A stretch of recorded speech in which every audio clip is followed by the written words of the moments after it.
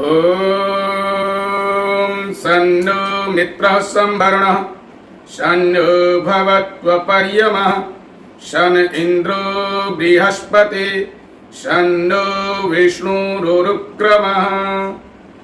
नमस्ते मित्रों, मैं पंकज आर्य, कार्यकारी संचालक आर्यवीर दल उत्तर प्रदेश। आज एक ऐसे क्रांतिवीर जिसे क्रांति की ज्वाला के नाम से जाना जाता है, जो हमेशा भगत सिंह के साथ उनके मिशन को आगे बढ़ाने में, देश की आज़ादी के लिए जिनका पूरा जीवन होम हो गया, ऐसे सुखदेव की पावन जयंती पर हम सभी देशवासियों को आर्यवीर दल उत्तर प्रदेश की ओर से बधाई देता हूं। सुखदेव जी का जन्म पंजाब प्रांत के लुधियाना जनपद के नौधरा ग्राम में, जो उनकी ननिहाल थी, 15 मई 1907 ईस्वी को हुआ था। इनकी माता का नाम श्रीमती हला देवी तथा पिता का नाम लाला रामलाल थापर था। इनके पिता लाला रामलाल थापर का जो जन्म स्थान था, अर्थात इनका जो मूल निवास था, वो लायलपुर था। इनके छोटे भाई बालीराम थापर थे, जो एक महान समाज सेवी और आर्य समाज के कट्टर कार्यकर्ता थे। लाला रामलाल थापर की जो व्यवसाय था, वो गोल बाजार लायलपुर में जो उनका निवास स्थान था, उसके आधे हिस्से में चीनी और चावल का थोक का व्यापार था। इसी दुकान के पीछे आप सभी पूरे परिवार सहित रहा करते थे। लाला रामलाल थापर 1910 में इस इकलौते बेटे सुखदेव को छोड़कर संसार से विदा हो गए। 3 वर्ष की आयु में ही सुखदेव जी के संरक्षण का साया उठ गया।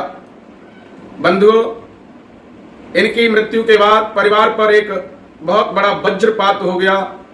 इनके ताऊ जी, जो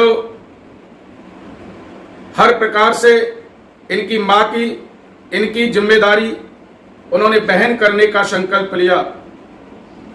आदरणीय ताऊ जी ने यह संकल्प लिया कि मैं सुखदेव को इतना प्यार करूंगा, अपनी संतानों से अधिक इसको स्नेह तथा शिक्षित करूंगा, जिससे स्वप्न में भी सुखदेव यह न समझ पाए कि मेरे पिता नहीं थे। और उन्होंने पूरे जीवन पर्यंत इस वचन को निभाया। बंधुओं, बालकपन की बहुत छोटी सी घटना उनके जीवन की आती है। जब वो छोटे से थे तो माँ दीपावली के पावन पर्व पर साफ सफाई और घर की सजावट कर रही थी। पूरा शहर इस जगमगाहट में, अर्थात सुंदरता में जगमगा रहा था। उस समय इनकी मां ने इस दीपावली के पावन पर्व पर दीपावली पर पेंटिंग कर रही थी। दोनों साइडों में राम और सीता की तस्वीर लगा दी और अपने पुत्र सुखदेव से कहा, जाओ तुम लक्ष्मी जी की तस्वीर लेकर आओ। बालक सुखदेव दुहन्नी अपनी मुट्ठी में बांध करके बहुत तेजी से भाग करके बाजार की भीड़ को चीरता हुआ, तस्वीर की दुकान पर लहराता हुआ, मुस्कुराता हुआ, और जो दुकान पर भीड़ लग रही थी, आदमियों के बीच में से निकलता हुआ छोटा सा बालक दुकानदार से बोला, सुनो। और लक्ष्मी बाई जो स्वतंत्रता सेनानी थी, उसकी तस्वीर पर उंगली रख करके बोला, ये लक्ष्मी बाई हैं। दुकानदार ने कहा, हाँ ये लक्ष्मी बाई है, क्या खरीदेगा क्या? बोले हाँ। एकदम बोला कि ये लक्ष्मी बाई घोड़े पर सवार, हाथ में तलवार लेकर, पीठ पर अपने बच्चे को बांध करके कितनी सुंदर लग रही है। बड़े बड़े जो लोग वहां सामान खरीद रहे थे, बच्चे की इस भोली आवाज को सुनकर दंग रह गई और दुहन्नी देकर तस्वीर लेकर बहुत तेजी के साथ घर की तरफ दौड़ लगाते हुए घर पहुंचे और राम और सीता के बीच में जो स्थान खाली था उस जगह जाकर के लक्ष्मीबाई की तस्वीर को लगा दिया। मां ने धमकाते हुए कहा, सुखदेव, मैंने लक्ष्मीबाई की तस्वीर मंगाई है या लक्ष्मी जी की? अपनी मां को उपदेश करते हुए बालक सुखदेव कहते ये कितनी सुंदर है, जिन्होंने राष्ट्र के लिए अंग्रेजों के छक्के छुड़ा दिए। अकेली पढ़ते हुए भी इन्होंने कभी भी डरी नहीं, कभी झिझकी नहीं। अंग्रेजों की विशाल सेना के सामने इन्होंने कभी भी अपने आप को परास्त नहीं समझा और इस देश की खातिर अपने पुत्र को पीठ पर बांध करके लड़ते लड़ते लड़ते लड़ते वीर गति को प्राप्त हुई।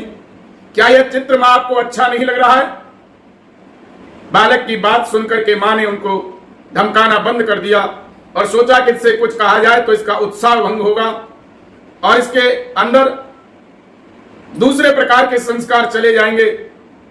कौन जानता था यह बालक आगे चल करके राष्ट्र की सेवा के लिए अपने प्राणों की आहुति इस भारत माता रूपी हवन कुंड में देकर के अपने को बलिदान कर देगा। आपका प्रारंभिक शिक्षा दीक्षा पंडित शिवराम जी के जो पानी की टंकी के पास लाइलपुर में जो कारखाना बाजार में प्राथमिक विद्यालय था वहां पर आपका प्रवेश करा दिया। आगे चलकर सनातन धर्म इंटर कॉलेज में आपने उच्च शिक्षा प्राप्त की। एक बार की घटना है कि सरकार ने सभी विद्यालयों में दंगे न भड़क जाएं इसके लिए पुलिस वालों की ड्यूटी लगाई। इनको परेड सिखाई गई सभी विद्यालय के बच्चों को। जब पुलिस का अफसर आया तो उसको सलामी देने की बात आई। सुखदेव भी परेड सीख रहे थे। जिस समय पर अफसर को सलामी दी जाने लगी तो इन्होंने लाइन में से कतार में से अलग खड़े हो गए और सलामी देने से इनकार कर दिया। अंग्रेज अफसर के हाथ में रॉल थी, उससे बहुत पीटा, लेकिन बालक थे, क्या कर पाते और झुंझला करके बोले, जितनी रॉल तुमने जो मारी है एक दिन बड़ा होकर के मैं अवश्य बदला लूंगा। इस बात को सुनकर के विद्यालय प्रशासन ने आपको स्कूल से निष्कासित कर दिया। एक दो घटना आपके जीवन की नहीं अपितु इस वीरत्व की घटनाओं से आपका जीवन भरा पड़ा है। मेरी भी मजबूरी है किन किन घटनाओं को मैं आपके सामने प्रस्तुत करूं। कमजोर बच्चों का साथ देना आपका बहुत अच्छा जीवन का लक्ष्य था। जो बच्चों को सताते थे विद्यालय में, उन बच्चों के मित्र बन करके और उन दुष्ट व्यक्तियों को जो कमजोरों को सताते थे उनको दंड देना, उनके साथ मारपीट करना आपका अभ्यास बन चुका था।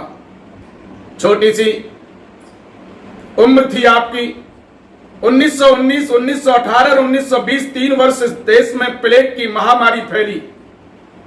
उस समय पर लायनपुर भी अछूता न रहा इस प्लेग की बीमारी से और महामारी में सब भगदड़ कर रहे थे। आपके ताऊ जी ने कहा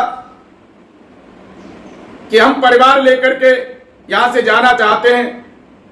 उस समय अपने ताऊ जी को समझाते हुए कहते हैं, सुखदेव ताऊ जी आपने ही तो कहा था कि मुसीबत का सामना करना चाहिए। अब हम मुसीबत से भाग करके जाते हैं तो मुसीबत हमारे पीछे पड़ेगी, आपने ही तो कहा था। लेकिन सुखदेव के ताऊ जी कहते हैं कि मुझे हर हाल में आपकी रक्षा करनी है। बालीराम इनके चाचा जो समाज सेवी थे वो उस प्लेग में सेवाएं दे रहे थे, दिन रात लोगों की सेवाएं कर रहे थे, दवाएं दे रहे थे, साफ सफाई कर रहे थे। टोलियां बन रही थी, उनमें ये सुखदेव जाते थे। ताऊ जी से मना कर दिया कि मैं तुम्हारे साथ नहीं जाऊंगा। बहुत लाख समझाने पर मां और ताऊ के से साफ शब्दों में कह दिया कि मैं इस महामारी में लोगों की सेवा को छोड़ करके दूसरे स्थान पर भाग करके नहीं जाऊंगा। इनके ताऊ और इनकी मां और इनके जो ताऊ जी के 6 संतानें थी, गौरा और कृष्णा 2 बेटी थी। कृष्ण, प्रकाश, जयदेव और जगदीश 4 पुत्र थे। 6 सभी परिवार के लोग इस बीमारी के कारण हरिद्वार चले गए। लेकिन यह आर्य समाज के विद्यालय से जो टोलियां बन रही थी, उस टोली में बालक सुखदेव भर्ती हो गए और दिन रात लोगों की सेवा करना, और इनका जो दायित्व था दिया गया वो यह था कि जो शव होते हैं, लाशें होती हैं, उनकी अंत्येष्टि कराना। इनकी टीम को यह दायित्व मिला था। बंधुओं, प्लेग में इस बालक ने बहुत बड़ी सेवा की और अपनी सेवा के माध्यम से लायलपुर में यश को प्राप्त हुए। छोटी सी उम्र थी, एक बार की घटना है, खेलते खेलते एक बच्चा कुएं में जा गिरता है, और जैसे ही कुएं में गिरता है ये घर की तरफ भागते हैं। भाग करके अपनी माँ से जोर से बोलते, माँ रस्सा कहाँ है। माँ पूछती है, तब तक रस्सा दिखाई दे जाता है, लेकर के भागते हैं और रस्से के एक छोर को नीचे डाल देते हैं। वहां बड़े बड़े लोग थे, उन्होंने रस्से से बच्चे को निकाल लिया, लेकिन इसकी तरफ, सुखदेव की तरफ बड़े बड़े लोग देखते रह गए, मुंह चक्के रह गए कि छोटे से बालक ने इतना बड़ा प्रयास किया है। बहुत ही काबिले तारीफ है। बंधुओं, 1919 में जलियांवाले बाग की घटना कांड हुआ।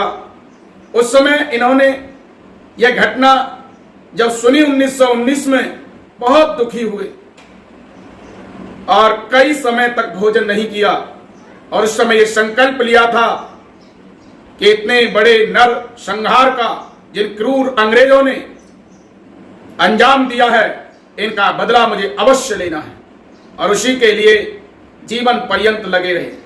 नेशनल कॉलेज 1924 में आपने स्नातक की परीक्षा उत्तीर्ण की और क्रांतिकारियों के साथ आपकी मित्रता हो गई। आपको भगत सिंह जैसा साथी, राजगुरु जैसा साथी, भगवती चरण भौरा जैसा साथी मिला। आपने 23 मार्च 1929 ईस्वी को भगवती चरण भौरा की मार्फत कश्मीरी गेट लाहौर के एक किराए पर कमरा लिया, और वहां पर उस दिन आपने बम बनाने का कारखाना डाल दिया। धीरे धीरे धीरे आगे की जो घटनाएं हैं, वो सभी घटनाएं भगत सिंह, राजगुरु और सुखदेव की एक जैसी हैं। उस पर अधिक प्रकाश डालना ठीक नहीं है, लेकिन मैं यही कहना चाहता हूं आज की इनकी जयंती के इस पावन पर्व पर कि हम सब लोग माताओं से, पिताओं से, जो माता ने किस प्रकार से अपने पुत्र का पालन पोषण किया, किस प्रकार से देशभक्ति के संस्कार कूट कूट करके भरे, किस प्रकार से उन्होंने अपने जीवन को आगे बढ़ाया, यह सब के लिए आज अनुकरणीय, प्रेरणास्पद एवं संकल्प लेने की आवश्यकता है। बंधुओं, 23 मार्च 1931 को आपको राजगुरु भगत सिंह के साथ आपने इस पंच तत्व के पिजड़े को अपनी रथी आत्मा से, अपनी स्वेच्छा से अपने गले में फंदा डाल करके इस भारत माता की आजादी दिलाने के लिए आपने फंदे को स्वयं अपनी गर्दन में डाल करके अपने आप को आहूत कर दिया। बंधुओं, आज हमारे बीच में सुखदेव जीवित नहीं है। उनका बलिदान इस राष्ट्र के काम आया। आज वो हमारे पुरखे हैं, बुजुर्ग हैं, पूर्वज हैं, और जो कौम अपने पूर्वजों को, अच्छे व्रतों को आगे नहीं बढ़ाती है, वो कौम मिट जाया करती है।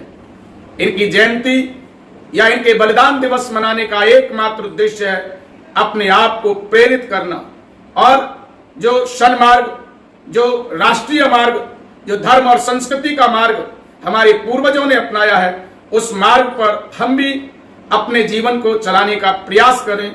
इन शब्दों के साथ पुनः मैं पंकज आर्य, कार्यकारी संचालक आर्य वीरदल उत्तर प्रदेश, आज यह संकल्प के साथ इस वीडियो को विराम देता हूं कि हम भी अपनी अंतिम श्वास तक देश के युवा और युवतियों को इस राष्ट्रीय, इस धार्मिक और भारतीय संस्कृति के मार्ग पर लाने के लिए और स्वयं चलने के लिए प्रयासरत रहेंगे।